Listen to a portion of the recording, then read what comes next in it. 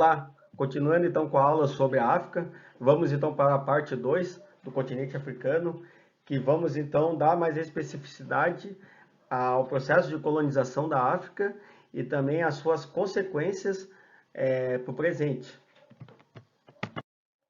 Para a gente entender então um pouco da África, então na aula anterior a gente falou sobre as características naturais do continente africano, então nessa parte nós vamos abordar o processo de colonização do continente e suas consequências para os dias atuais.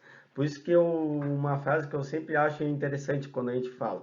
Para a gente poder entender o presente, a gente sempre tem que voltar ao passado para entender por que a África está passando por esse processo, por que o continente é tão miserável, por que tem esses conflitos. Aqui tem duas imagens bem impactantes que mostram o quanto o continente africano foi explorado. Aqui tem o mapa dos povos dominantes, dilapidando praticamente os recursos naturais do continente africano. E aqui uma imagem bem comum, que foi muito retratada não só na África, mas também no Brasil, que é o tráfico de escravos. Para vocês terem uma ideia, 4 milhões de escravos africanos vieram para o Brasil entre o século XVI e o século XIX. Muitos deles morreram pelo caminho devido aos maus tratos e outras questões bem pertinentes. Para a gente entender um pouco a história da África, sobretudo a história da colonização, a África era um continente muito rico, tinha grandes civilizações. Antes dessa conquista dos colonizadores, teve grandes civilizações. Muitas dessas civilizações teve grande destaque do ponto de vista histórico. Não tem como não falar da África sem falar sobre o Egito Antigo, os egípcios, que talvez tenha sido uma das maiores civilizações da história. Aí tinha também o reino de Kush e o reino de Gana, que também foi ambos grandes reinos. Aí o que acontece? A África, aos poucos, sofreu com o processo de invasão de colonizadores. Primeiramente, sofreu com as primeiras invasões. O primeiro cara que, digamos que invadiu a África foi o Alexandre o Grande, imperador então da Macedônia, do reino da Macedônia. Ele invadiu o Egito Antigo, aproximadamente no ano 332 a.C. Inclusive o Alexandre o Grande, ele fundou a cidade de Alexandria, hoje a segunda maior cidade do Egito atrás de Cairo. Os romanos, um dos grandes impérios da humanidade, também tiveram cobiça na África. Eles conquistaram o norte da África, na cidade de Cartago, que um episódio que ficou conhecido como as Guerras Púnicas. Depois os professores de história me corrigem se eu estiver errado. Essa cidade de Cartago, atualmente fica na Tunísia, era uma importante rota do comércio no Mediterrâneo. E aí depois, anos depois, bem mais adiante, os árabes também vão controlar algumas terras, sobretudo no norte da África, e irão influenciar a região com sua língua e religião. E essa influência é percebida até hoje. Então tem muitos países do norte da África que têm bastante vínculo, por exemplo, com o Oriente Médio, como é o caso do Egito, da Líbia, da Argélia, Marrocos. Ambos sofreram influência dos povos árabes. Inclusive, essa dominação árabe foi importante para anos depois os árabes conquistarem, por exemplo, a Espanha, que a Espanha, a Península Ibérica, também foi dominada por povos árabes. Porém, quando a gente fala de colonização de fato da África, ela se inicia a partir do século XV. Foi o século que é conhecido como a expansão marítima, sobretudo com a partilha de Portugal e Espanha, em busca de novas rotas de navegação e comércio. Os portugueses, sobretudo, eles vão começar a se instalar no litoral da África para explorar o marfim e também capturar escravos para trabalhar nas colônias da América. E aí, sucessivamente, ingleses, franceses, espanhóis vão fazer o mesmo. Os holandeses, que na época era uma grande potência marítima, a partir da criação da Companhia Holandesa, sobretudo no século XVII, eles vão estabelecer comércio e explorar também os recursos naturais e o comércio de escravos. E aí, a partir dessas primeiras expedições de portugueses e depois espanhóis, ingleses, enfim, outros povos da Europa vão acabar fazendo o mesmo. Aqui tem o mapa, então, da África. Digamos que a África no século XV, século XVI, XVII, não houve uma grande colonização, embora tinha um sistema de feitorias, que era um sistema que era onde essas feitorias forneciam material e também escravos. A colonização dos europeus ela foi mais voltada para a América, sobretudo para a América Latina. Porém, a África tinha essa importância, né? Sobretudo no século XVI. Então, muitos desses exploradores chegaram na África E aí, a partir de troca com alguns chefes locais, os europeus iniciaram a captura e exportações de milhões de africanos, naquilo que ficou conhecido como a escravidão. Então, aqui o mapa, aqui tem dois mapas que mostram, então, como que era a África no século XV, século XVI, né, as chamadas feitorias, sobretudo as possessões portuguesas, o que cada feitoria fornecia. Por exemplo, capitania, escravo, ouro, sal.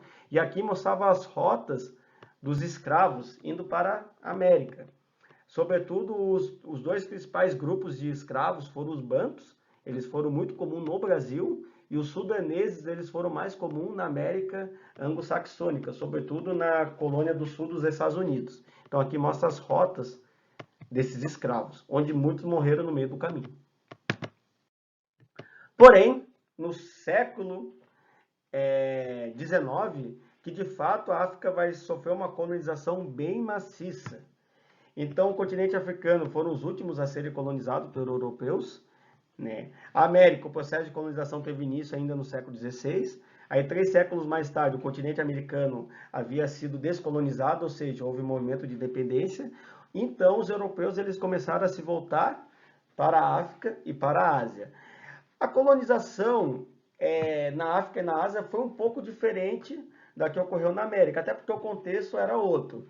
Enquanto na América o tipo de colonização era para explorar, sobretudo a partir da produção de açúcar e metais preciosos, para fim do comércio, chamado capitalismo comercial, mercantilismo, já no século XIX o contexto era o outro. As colônias africanas e da Ásia, elas serviram para fornecer matéria-prima, sobretudo para abastecer as indústrias, já que no século XVIII e século XIX, a Europa passava por uma revolução industrial, que iniciou na Inglaterra. Então, só que apesar dessas diferenças, o sistema de colonização continuava a ser o mesmo, ou seja, bastante exploratório e predatório, ou seja, explorando praticamente todos os recursos naturais. Aqui tem uma tabela do colonialismo na América e o neocolonialismo, algumas diferenças. Então, aqui o colonialismo foi no século XV até o século XVIII, século XIX, quando houve a independência, e o neocolonialismo a partir do século XIX. Aqui mostra a localização, né? Um foi na América, o neocolonialismo na África e Ásia. Na época, o contexto era o mercantilismo estatal, o capitalismo comercial, e aqui o monopólio capitalista, né? As grandes empresas apoiadas pelo Estado. Aqui monopólio comercial, aqui exportações de capitais. A justificativa dos europeus colonizar.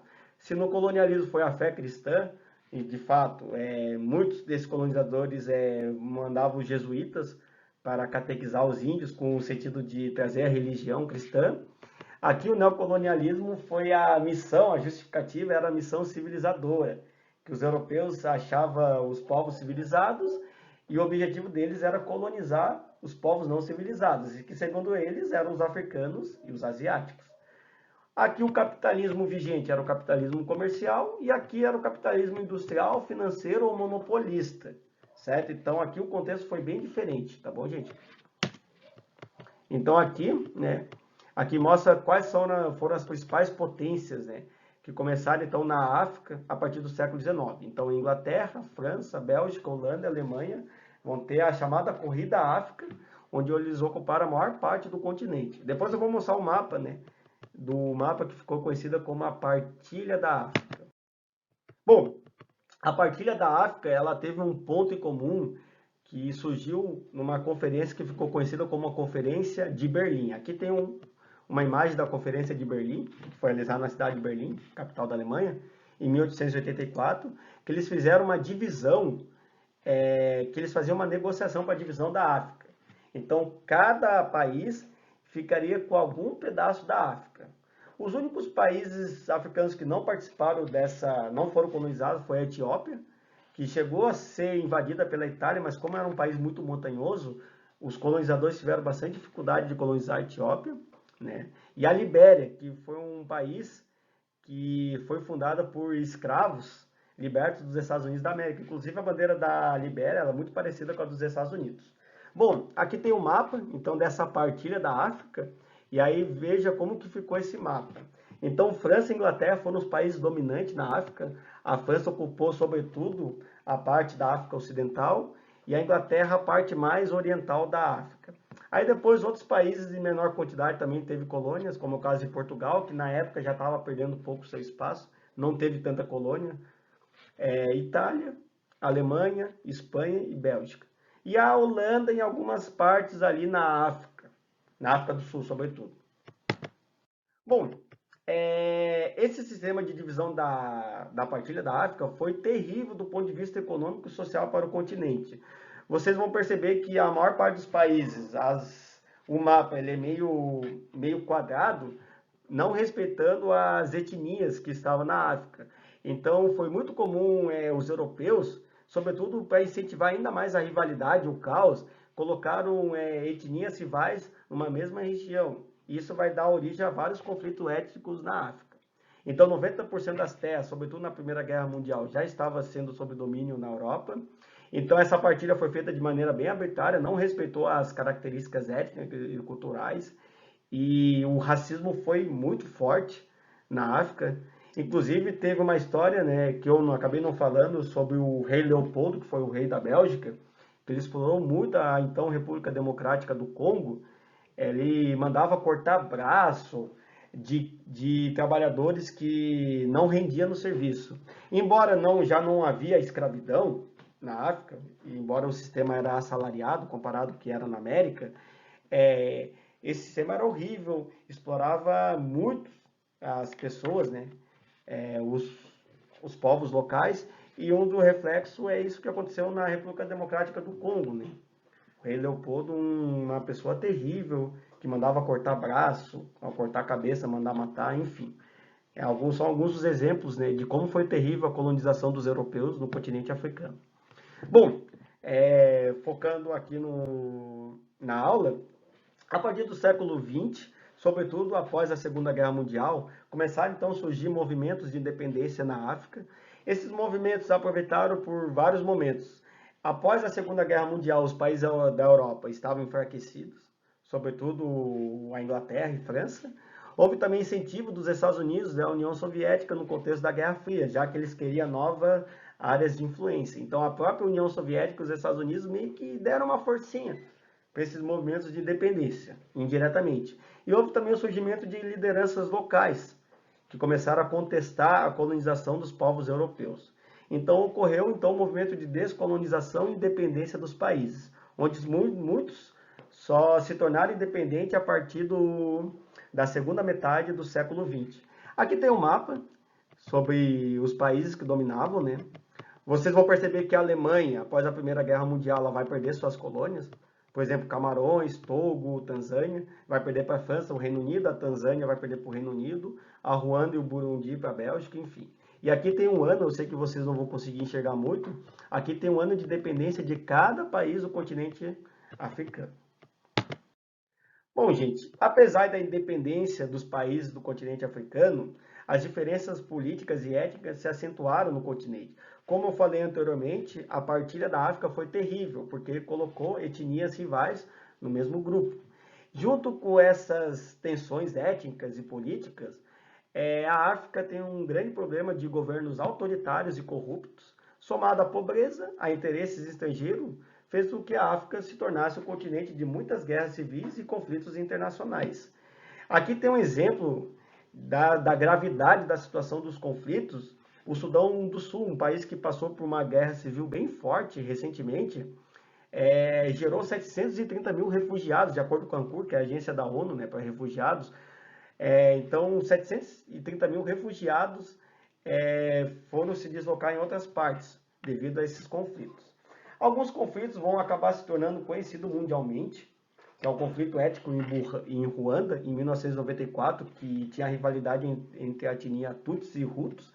E esse genocídio em Ruanda foi tão grave que gerou mais de 1 milhão de mortos. E era um conflito terrível, que era um decepando o outro com facões. Então, do ponto de vista humanitário, foi um dos conflitos mais graves da história.